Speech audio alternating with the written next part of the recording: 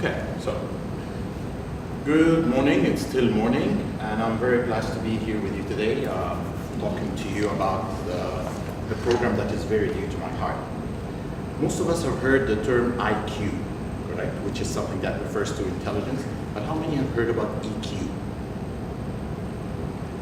EQ is the term or the one that they use for what is known as emotional intelligence. So how can you be emotionally intelligent? Through our mini lecture today, this is what we are going to be covering. We're going to understand a little bit of it. In addition to, we're going to see how this actually will be able to affect not just our work, but also our private world. I'll go through this session, and then I'll leave you some time at the end so you can be able to ask questions, okay, anything that may come up into you. So, EQ, in order for us to see what are going to be the learning outcomes, we're going to look at it from several points. Some understanding what are the challenges that we are facing in today's world. We're also going to look at aligning people so that we can make sure that there's actually some performance coming out of there. Some of the challenges that we face with engagement. In addition to looking at why do we want to look at something called emotional intelligence.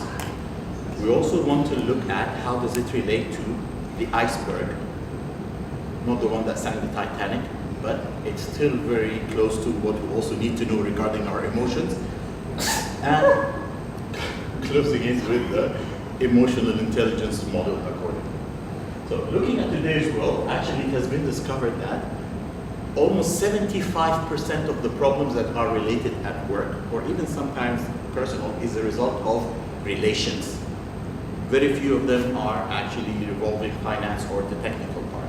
So if we look at it only from the work-wise, there's a lot of problems which are involving the associates, are more or less about the relations, but it's not related to the finance or the technical. It's only 25% of that gets covered. So what does this tell us? Our associate needs alignment. Every leader needs to know how to align their associates. They need to align them with the processes, with the purpose of why it's getting done, in addition to the performance. But what is really happening out there? Are people actually aligned? Because you can imagine what happens if you have a strategy and there is no real alignment. So in order for us to ensure that all these are aligned together, we need to engage. But we know already that most people are not engaged. So what drives engagement? If I ask you that question, what do you think drives engagement? Trust? Caring? Motivation. Motivation? Involvement? The feedback. In combination, there are two most important factors. One is the sense of belonging. I need to feel that I belong. That's where the trust comes in accordingly. And is what I'm doing make sense? Okay, sounds exciting, but still, a lot of people are not engaged. How can we engage them? Emotions, because emotions drive people, and people drive performance.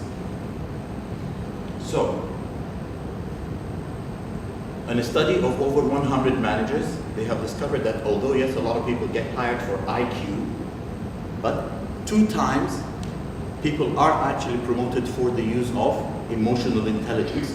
Twice as much get promoted because of the use of their emotional intelligence and not because of their technical expertise. EQ is twice the power of IQ for predict performance. In addition to, it's also better predicted than whether the associate will be able to perform regarding on his skill or his or her knowledge accordingly. So if the managers know this, what can they do? They need to understand their associates. We've come across this in several other trainings for those who haven't. This is something that refers, we use it to something that refers to what we see and what you get. People's behavior is based on which part? The deepest. The deepest. What actually lies beneath is not what you see. As a matter of fact, it's only 9% is what you see and 91% is the emotion that drives their behavior. So imagine if you want people to behave accordingly or the way that you want it, whether it's looking after our guests or being more attentive or taking more initiative, you need to see their emotion and which level it's actually at so you can work with it. So the drivers are actually all recorded below. If you work on that, you will be able to drive your performance up. Return on your investment. This is based on At the Heart of Leadership, which is a very interesting book by Joshua Friedman, which has been driving the emotional intelligence actually since 2006. It has been really become a very big movement that a lot of companies are using emotional intelligence in the way of how they conduct their business.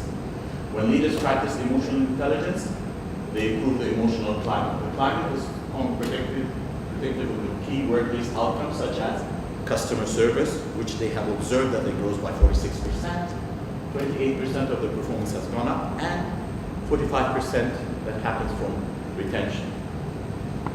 So, coming to the module. The module is actually 3 parts.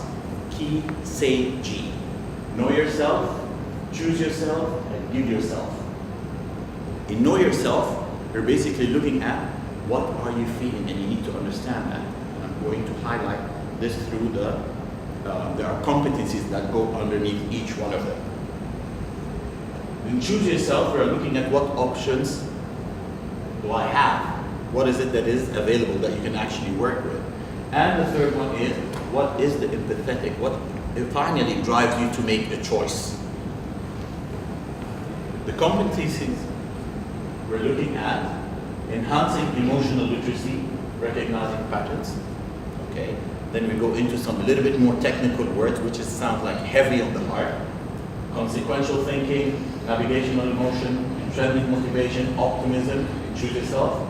And then in give yourself, you develop empathy and pursuit of noble goals. Okay. Let's take them one by one very briefly so we can see actually what each one of them actually means. In know yourself, what is the emotional literacy? Basically, do you read people's emotions when you are talking to them? Can you tell what's actually going underneath when you are having a discussion? Well, depending on what kind of discussion, what kind of mood. But also, do you recognize the patterns? Because this is another thing. For example, you were saying that, oh, yesterday when you mentioned, I used the same conversation with my son. Yeah. Now, when you try to call your son and your son doesn't answer and he comes home, what goes into your head? You want to ask him, where you been? Where you been? Where you been? So the pattern is where you've been, you know, is going to lead to probably a fight and then whatever happens. And this also happens at work. When an associate doesn't do something, we also tend to jump into the conclusion of fighting or saying something. This is what we say by recognizing pattern. If you recognize the pattern, you can know the emotion that actually is that you are currently going through. Once you know this, you can be able to choose your action. The action is, first, if I behave in this way, what's going to be the result? If I behave in another way, what is going to be the result? What are going to be the benefit? This is why we call it the consequential thinking. You pause, you evaluate actually what is going to be the consequence of your action.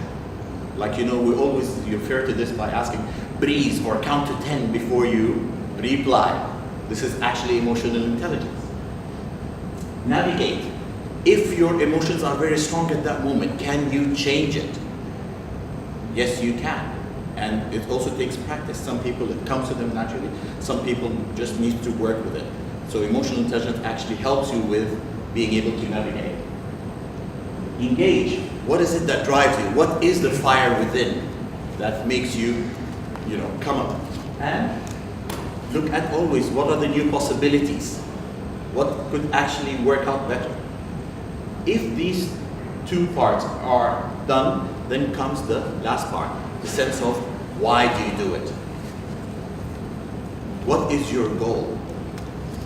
For example, I have taken one of my goals is inspiring others to be who they ought to be. And that's why I go out and I'm very passionate about learning and development. So each one of us need to find their calling. Some people it's in helping widows, others it's in helping people with autism. It really varies from one person to the other. with all this, if you engage the power of emotional intelligence, you will be able to create a positive change everywhere, all the time. If you have any question, this could be the opportunity.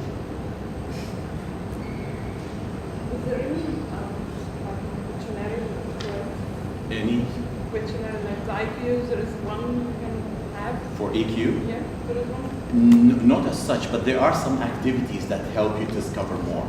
Because remember, it's emotion. Emotions are chemicals that go through your body. So you just need to be able to recognize, okay, which is which. Thank you very much for your time. And I will be available later on if you want to have further questions.